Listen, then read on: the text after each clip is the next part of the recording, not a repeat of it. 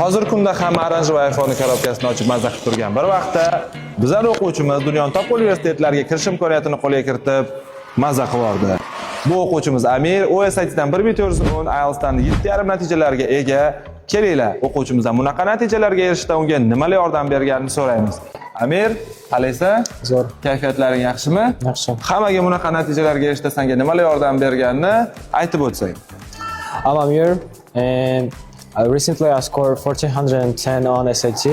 I'm really proud of this result because it fully reflects on all the efforts I put on my SAT preparations. Also, I want to thank my family and of course our Thompson School for supporting me. Bunaqa natijalarga erishishing oson bo'lmaganini hammamiz bilib turibmiz. Tengdoshlaringga top universitetlarga kirmoqchi bo'lgan o'quvchilarga nimalarni maslahat berasan? Well, I would like to encourage my peers to work hard, to stay focused, and of course, never give up. You will definitely reach your goals.